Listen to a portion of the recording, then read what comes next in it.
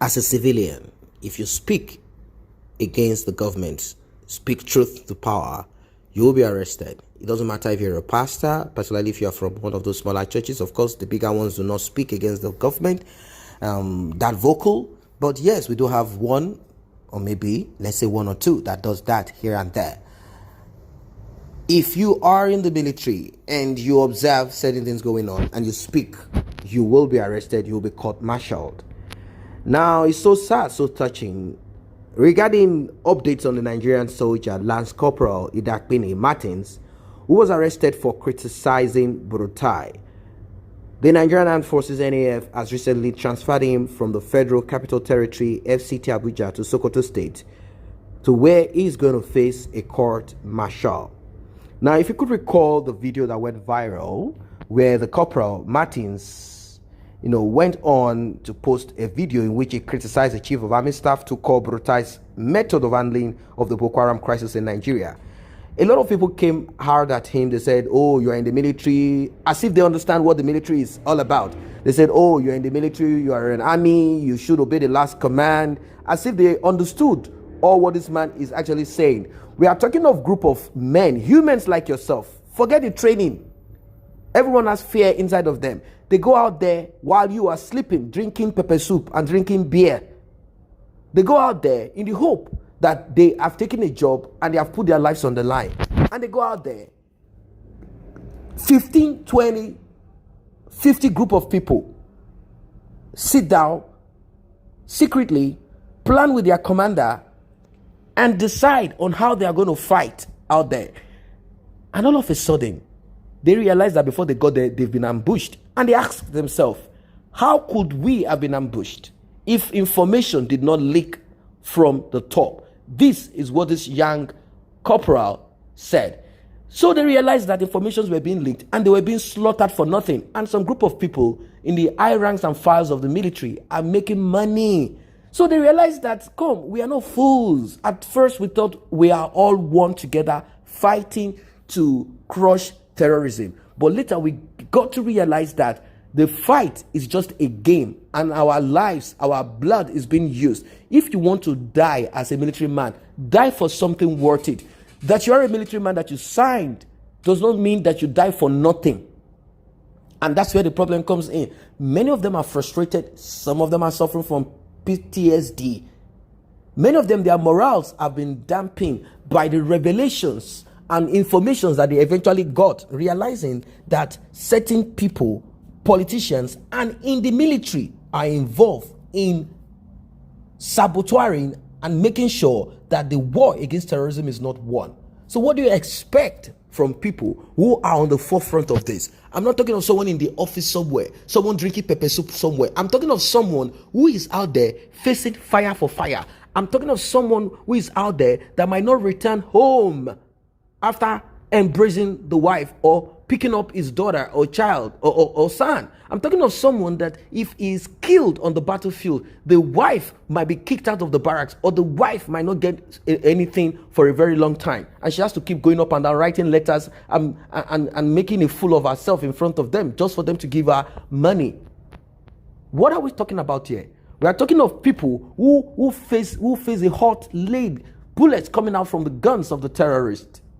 We are talking about people who haven't fought and died, shed blood, being maimed. They come to realize that the federal government of Nigeria, this regime, is actually patting the backs of terrorists and giving them money and claiming that they are going to be rehabilitated. Are those people prisoners or terrorists? What is the difference between a terrorist and they are not prisoners. They should have been executed once they were picked. You don't grant amnesty to terrorists.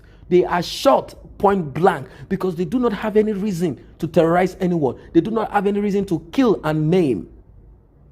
So I don't know what your thoughts are on this. So this corporal, he made a video condemning Mr. BURUTAI and condemned President Muhammadu Buhari, and this video went viral. It even talked about the shortage of adequate resources for the soldiers to fight the Boko Haram insurgency group. What about food? Are we going to say because they are soldiers, they should be hungry and stay in there? It talked about resources, a lot of things that weren't given to them. Now, the corporal was reported to have been detained in Abuja, and he has also been denied any legal representation for about a month now.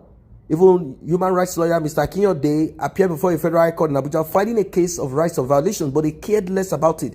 They'll tell you this is a military affair. Now, after filing the lawsuit, Mr. Akinyode was granted access to the corporal in detention on the 22nd of July by Justice A.I. Chikere, who ruled that the Army's action is completely opposed to the fundamental human rights of Nigerian citizens. But you know what it is? However, despite the orders ruled by the court, it was reported by Premium Times that the Nigerian Army refused to adhere to the order, and they refused and deny Mr. Martin's right to see his lawyer and families.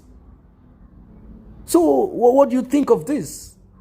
Now, it is disclosed by Mr. Akinyode that the soldier, this man Martins, will be tried before a court in Sokoto State on Monday. Adding that the army is trying to force a military lawyer on Last Corporal Martins, all in an attempt to manipulate the case and wrongly convict and detain him.